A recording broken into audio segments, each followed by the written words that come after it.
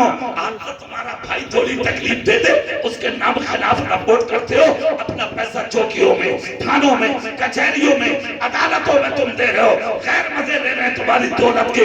جیلوں میں جا کے دیکھو آج سب سے زیادہ مسلمان مرے ہیں اور تمہیں شرم نہیں آ رہی، اپنی کمائی کی دولت، حلال کمائی تم آج دوسروں کو کھلا رہے ہو۔ ارے کتنا اچھا ہوتا گھر میں بیٹھتے، اگر کسی سے اونچ نیچ ہو بھی گئی تھی تو اپنے کسی علاقے کے عالم کو لاتے، اس سے فیصلہ کراتے، فیصلہ بھی ہو جاتا، نبی کے صحابہ کی سنت بھی ادا ہو جاتی۔ یہ چیزیں پیدا کرو نا۔ اللہ کے رسول نے جو 4 جملے بولے تھے وہ سنو۔ کہا آقا ہمیں سب یاد ہے، نبی بولے آج ہمیں بدلہ نہیں دینا۔ کہا آقا یہ جو تلواریں ہمارے ہاتھ میں یہ کس لیے؟ اللہ کے رسول فرماتے ہیں سنو میرے جانزاروں، سنو اور غور سے سنو۔ ہاں آقا فرماؤ۔ کہا تم 12,000 ہو تلواروں سے لیس اور ہتھیاروں سے لیس؟ کہا آقا، کہا آج مکے کے چاروں طرف سے داخل ہونا، آدھے ادھر سے، آدھے ادھر سے، آدھے ادھر سے، آدھے ادھر سے۔ ٹھیک ہے آقا ہم 12,000 4 حصوں میں بٹیں گے۔ کہا طریقہ سنو، جب مکے میں داخل ہو تو 4 چیزوں کا خیال رکھنا۔ ریپورا والوں کتنا؟ ہاں آقا کتنی؟ بولے 4۔ نبی فرماتے نمبر 1 حملے کی پہل اپنی طرف سے مت کرنا۔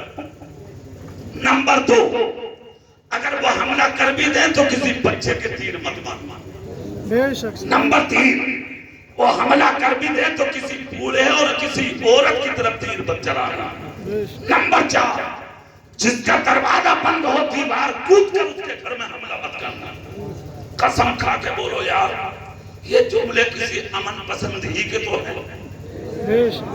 جس نے دنیا کو امن سکھایا، چین سکھایا، سکون سکھایا، شانتی سکھائی، ورنہ طائف کے میدان میں نبی کی جوتیاں تک، جوتی شریف تک خون سے بھر گئی، پھر بھی نبی صبر کر رہے ہیں اور آج اپنے غلاموں سے کہہ رہے ہیں حملے کی پہل مت کرنا۔ سب نے کہا آقا ٹھیک۔ نبی کے غلام مکے کو روانہ ہو گئے۔ جیسے کہ مکہ قریب آیا، مکے کی آبادی آئی، کفار مکہ انتظار میں تھے۔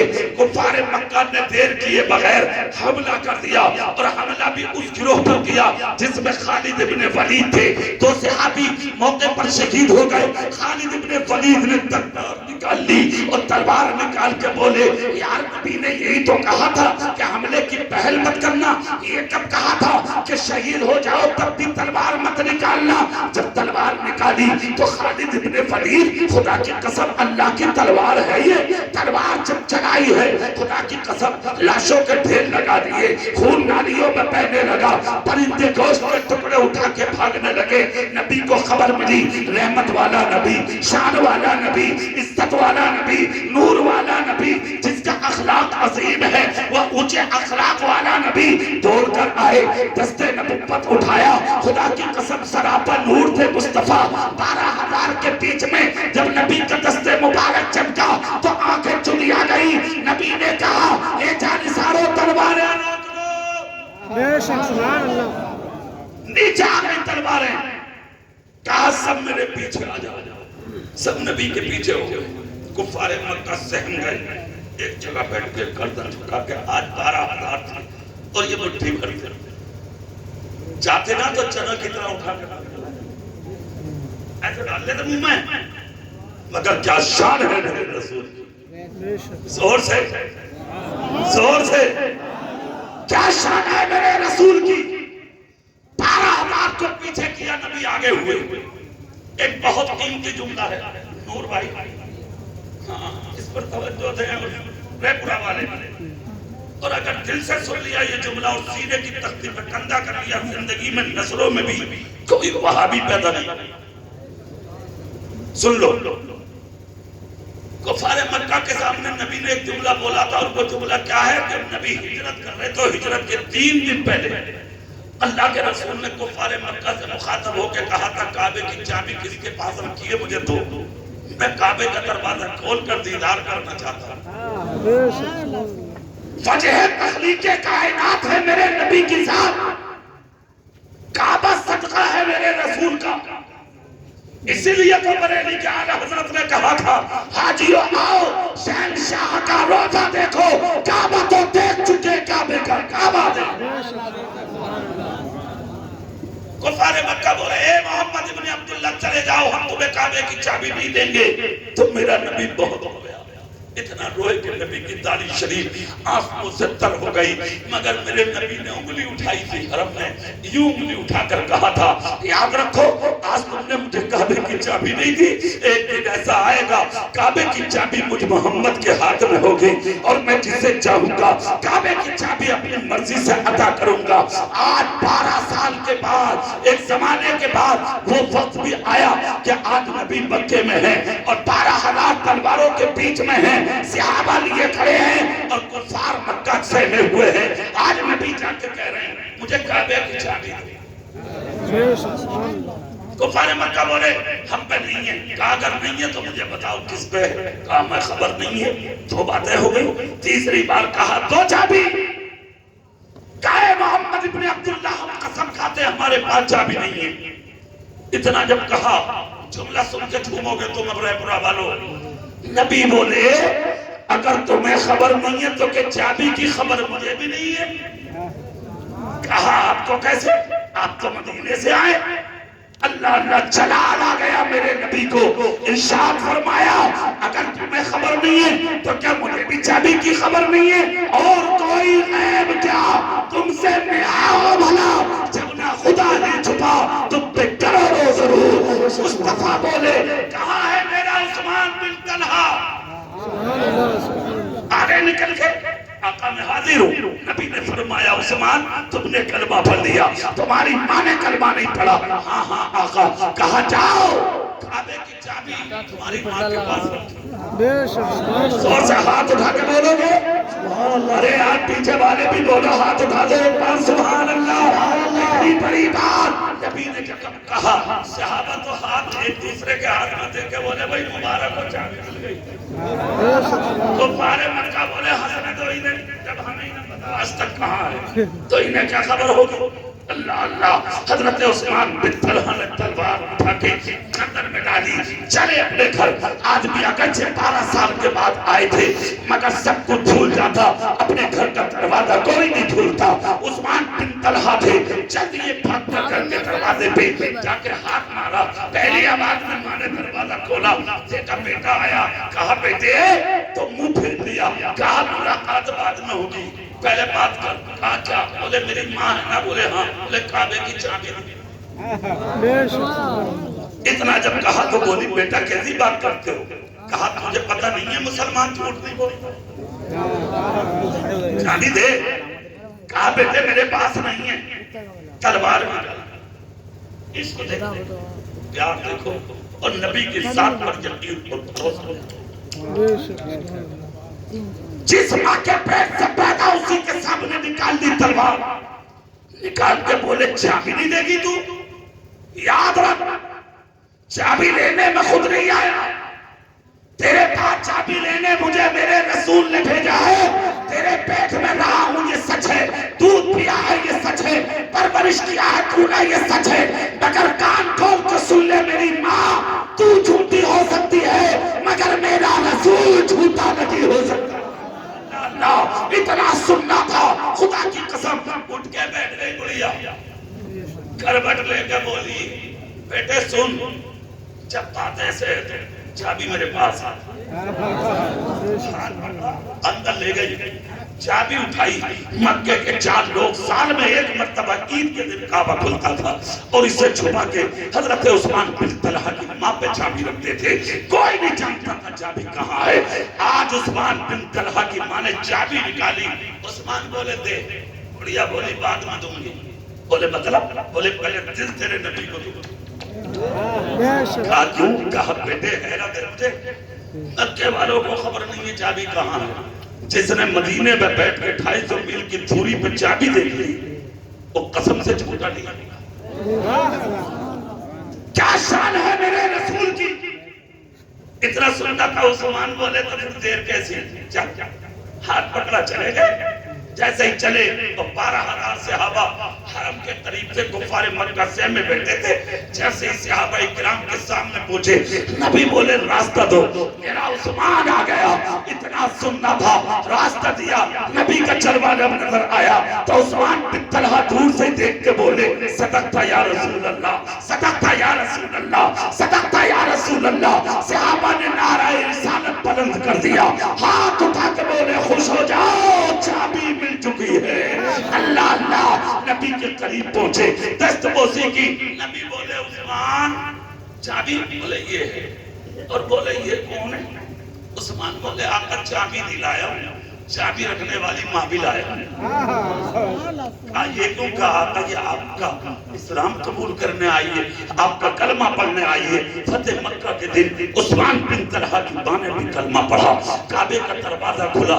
اچھا علماء اس کو بھی بیان کرتے نبی نور کیوں ہے اور نبی بشر کیوں ہے؟